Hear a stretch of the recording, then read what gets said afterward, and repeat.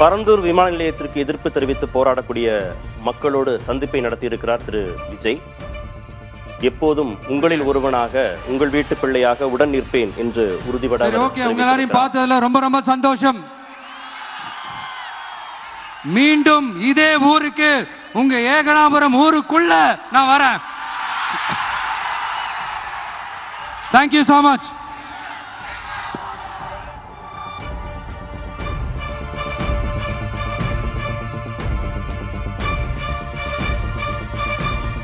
தொண்ணூறு சதவீத விவசாய நிலங்கள், 90% நீர்நிலைகளை அழித்து விமான நிலையத்தை ஏற்படுத்தக்கூடிய எந்த அரசாக இருந்தாலும் அது மக்கள் விரோத அரசு என்று கடுமையாக சாடியிருக்கிறார் திரு விஜய்.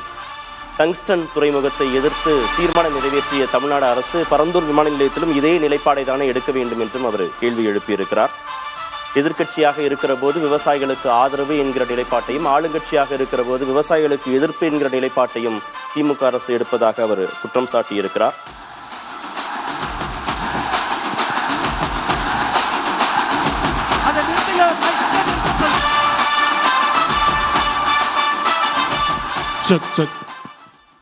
ஹலோ,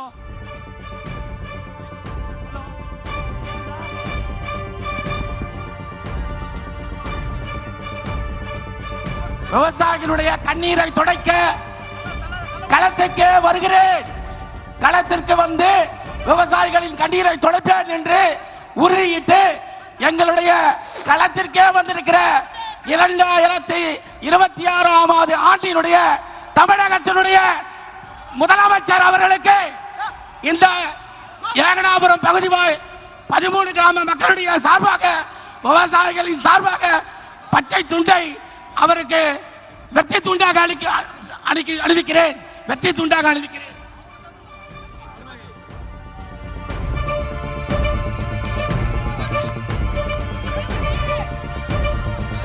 தங்க தமிழன் இளைய தளபதி, வருங்கால முதலமைச்சர் வாழ்க.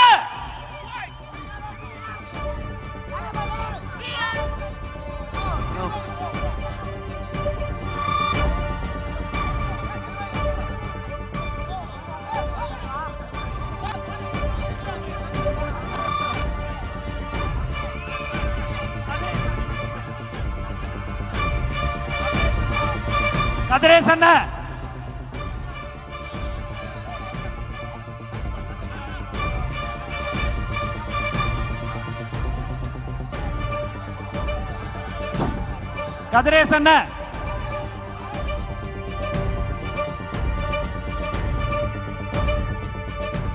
விமான நிலையத்திற்கோ வளர்ச்சிக்கோ எதிரானவன் அல்ல. அதே சமயத்தில் விவசாய நிலங்களை, நீர்நிலைகளை உள்ளடக்கிய பரந்தூரில் விமான நிலையம் அமைக்க வேண்டாம் என்பதே தனது நிலைப்பாடு என்று தெளிவுபடுத்தியிருக்கிறார் திரு விஜய். பரந்தூர், நெல்வாய், ஏகனாபுரம் உள்ளிட்ட 13 கிராமங்களை கையகப்படுத்தும் முடிவை அரசுகள் மறுபரிசீலனை செய்ய வேண்டும் என்றும் அவர் வலியுறுத்தியிருக்கிறார். மீண்டும் ஏகனாபுரம், பரந்தூர் உள்ளிட்ட கிராம பகுதிகளுக்கு சென்று மக்களை நேரடியாக சந்திக்க இருப்பதாகவும் அவர் கூறியிருக்கிறார். பரந்தூர் விமான நிலையத்திற்கு எதிர்ப்பு தெரிவித்து போராடக்கூடிய மக்களை நேரடியாக களத்திற்கே சென்று சந்தித்து உரையாடி இருக்கிறார் திரு விஜய். மக்கள் முன்பாக பேசியவற்றை மீண்டும் ஒருமுறை பார்க்கலாம். கிட்டத்தட்ட ஒரு 910 நாட்களுக்கு மேல உங்க மண்ணுக்காக போராடிட்டு இருக்கீங்க.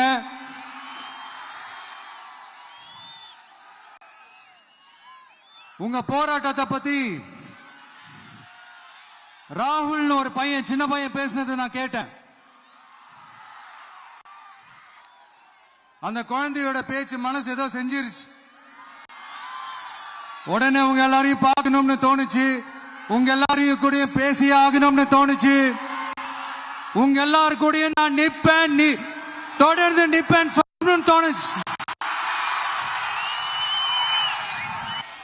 ஒவ்வொரு வீட்டுக்கும் ரொம்ப முக்கியமானவங்க அந்த வீட்டில் இருக்கிற பெரியவங்க தான். அதே மாதிரிதான் நம்ம நாட்டுக்கு ரொம்ப முக்கியமானவங்க உங்களை மாதிரி விவசாயிங்க தான். அதனால உங்களை மாதிரி விவசாயிகளோட காலடி மண்ணை தொட்டு கும்பிட்டுதான் என்னோட பயணத்தை தொடங்கணும்னு ஒரு முடிவோட தான் இருந்தேன். அதுக்கு சரியான இடம் இதுதான் எனக்கு தோணுச்சு.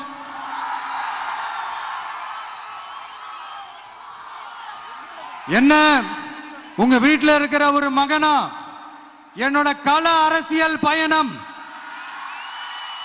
உங்களோட ஆசீர்வாதத்தோட இங்கிருந்து தான் தொடங்குது. சரி, அதை விடுவோம். நம்மளுடைய முதல் மாநில மாநாட்டில் நம்ம கட்சியினுடைய கொள்கையை பத்தி நான் எடுத்து சொன்னேன். அதுல ஒண்ணுதான் இயற்கை வள பாதுகாப்பு. சூழலியல் மற்றும் காலநிலை நெருக்கடியை எதிர்கொள்ளக்கூடிய இயற்கைக்கு ஊறு விளைவிக்காத பகுதிசார் மாநில வளர்ச்சி பரவலாக்கம்.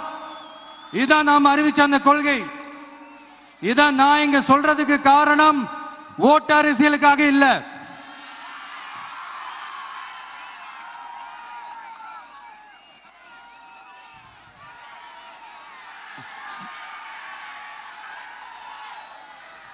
இன்னொரு தீர்மானம் அதே மாநில மாநாட்டில் நான் சொன்னேன். அது விவசாய நிலங்கள் பாதுகாப்பு கொள்கை தீர்மானம். அதுல காஞ்சிபுரம் மாவட்டம் பரந்தூரில் 1000க்கும் மேற்பட்ட ஏக்கர் பரப்பளவில் 13 நீர்நிலைகளை அழிச்சு சென்னையை நிரந்தரமாக வெள்ளக்காடாக்கும் திட்டத்தை ஒன்றிய மாநில அரசுகள் கைவிட வேண்டும் வலியுறுத்தின. அது மட்டும் இல்லாம இந்த மண்ணுக்காகவும் மக்களுக்காகவும் நம்ம விவசாயிகள் பாதிக்கிற இந்த திட்டத்துக்கு எதிராக சட்ட போராட்டம் நடத்தவும் தயங்க மாட்டோம்னு சொல்லியிருந்தோம். அத இங்க உங்க முன்னாடி ரொம்ப ஸ்ட்ராங்கா வலியுறுத்துறேன். இந்த பிரச்சனையில நான் உங்களோட உறுதியா நிற்பேன். இன்னொரு முக்கியமான விஷயம், நம்மள ஆண்டுகிட்டு இருக்கிற ஒன்றிய அரசுக்கும் மாநில அரசுக்கும் இங்க நான் சொல்லணும்னு நினைக்கிறேன். நான் இங்க வளர்ச்சிக்கு எதிரானவெல்லாம் கிடையாது. ஏர்போர்ட்டே வரக்கூடாதுன்னு நான் சொல்லல, இந்த இடத்துல வரக்கூடாதுன்னு நான் சொல்றேன். இதை நான் சொல்லலன்னு வைங்களேன், இவன் வளர்ச்சிக்கு எதிரானவன் அப்படி இப்படின்னு சொல்லி ஒரு கதையை கட்டி ஆரம்பிச்சிருவாங்க. சரி, நமக்கு அதை பத்தி எல்லாம் கவலை இல்லைன்னு வைங்க. எல்லாத்துக்கும் மேல இன்னைக்கு இந்த பூமியில வாழ்ற எல்லா உயிரினங்களோட இருப்பையும் புவி வெப்பமயமாதல் பயமுறுத்திட்டு இருக்கு. அதனுடைய ரிசல்ட் தான் ஒவ்வொரு வருஷமும் இந்த மழை காலத்துல வெள்ளத்துல சென்னை சிட்டி எப்படி தத்தளிச்சுக்கிட்டு இருக்கிறது நம்ம பாக்குறோம். இப்ப ரீசன்ட் டைம்ல எடுத்த ஒரு அறிவியல் ஆய்வுல இப்படி ஒவ்வொரு வருஷம் சென்னையில வர பிளட்டுக்கு காரணமே இங்க இந்த சுற்றுவட்டார பகுதியில் இருக்கிற சதுப்பு நிலங்களை நீர்நிலைகளை அழிச்சதுதான் சொல்லுது. இப்படி ஒரு சூழல் இருக்கும் போது 90% ஆஃப் விவசாய நிலங்கள் 90% ஆஃப் நீர்நிலைகளை அழிச்சு இங்க அந்த பரந்தூர் விமான நிலையத்தை கொண்டு வரணும்னு எடுக்கிற அந்த முடிவை எந்த அரசா இருந்தாலும் அது மக்கள் விரோத அரசா தான் இருக்க முடியும்.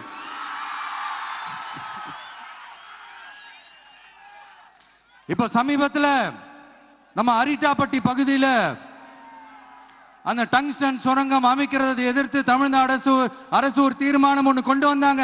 அதை நான் மனப்பூர்வமாக வரவேற்கிறேன். ஆனா அதே நிலைப்பாட்டை தானே இங்க நம்ம பரந்தூர் பிரச்சனையிலையும் எடுக்கணும். எப்படி அரிட்டாப்பட்டி பகுதி மக்கள் நம்ம மக்களோ அதே மாதிரி தானே பரந்தூர் மக்களும் நம்ம மக்கள். அப்படித்தானே ஒரு அரசாங்கம் யோசிக்கணும். ஆனா அப்படி செய்யலையே. ஏன் செய்யல? ஏன்னா இந்த விமான நிலையத்தையும் தாண்டி இந்த திட்டத்தில் அவங்களுக்கு ஏதோ ஒரு லாபம் இருக்குது.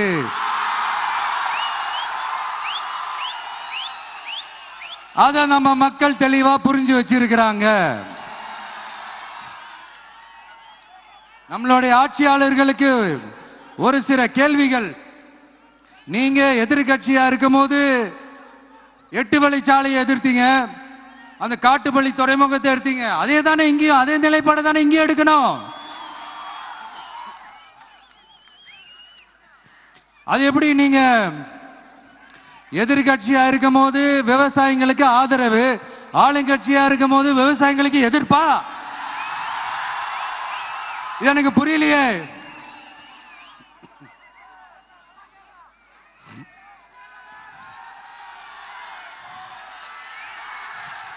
அதனால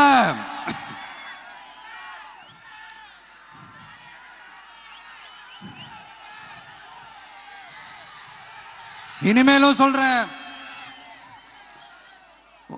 உங்க நாடகத்தெல்லாம் பார்த்துக்கிட்டு மக்கள் சும்மா இருக்க மாட்டாங்க.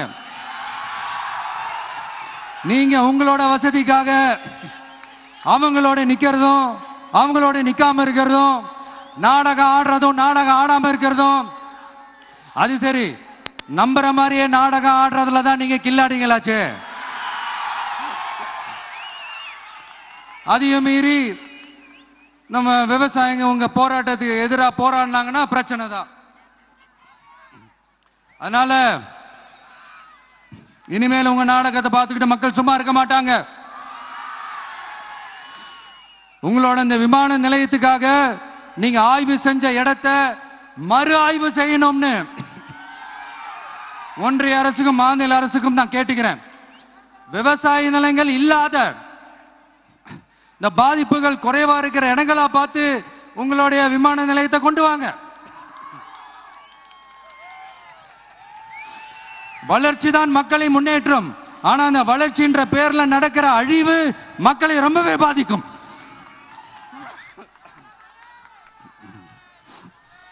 நீங்க எல்லாரும் உங்களுடைய ஊர் கிராம தேவதைகளான கொல்லமெட்டால் அம்மன் மேலையும்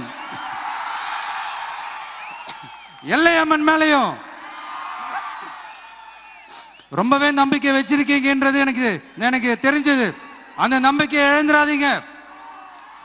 உங்களுக்காகவும் உங்க ஊருக்காகவும் இனி உங்க வீட்டு பிள்ளையான நானும் தமிழக வெற்றி கழகத்தோட தோழர்களும் சட்டத்துக்கு உட்பட்டு எல்லா வழிகளிலும் உங்களோட உறுதி அளிப்பேன். உங்களோட ஊருக்குள்ள ஏகனாபுரம் ஊருக்குள்ள வந்து அந்த திடல்ல தான் உங்க எல்லாரையும் மீட் பண்ணணும்னு நினைச்சேன். ஆனா எனக்கு பர்மிஷன் கிடைக்கல. இங்கதான் பர்மிஷன் கொடுத்தாங்க. நான் ஏன் ஊருக்குள்ள வரணும்னு தடையின்னு எனக்கு தெரியல. இப்படிதான் கொஞ்ச நாளைக்கு முன்னாடி நம்ம புள்ளிங்க ஒரு நோட்டீஸ் கொடுத்ததுக்கு தடை விதிச்சாங்க. ஒரு துண்டு சீட்டு நம்ம புள்ளிங்க கொடுத்ததுக்கு. அது ஏன்னு எனக்கு புரியல. அதனால கான்பிடண்டா இருங்க, நல்லதே நடக்கும், வெற்றி நிச்சயம். மீண்டும் சந்திக்கும் வரை நன்றி, வணக்கம்.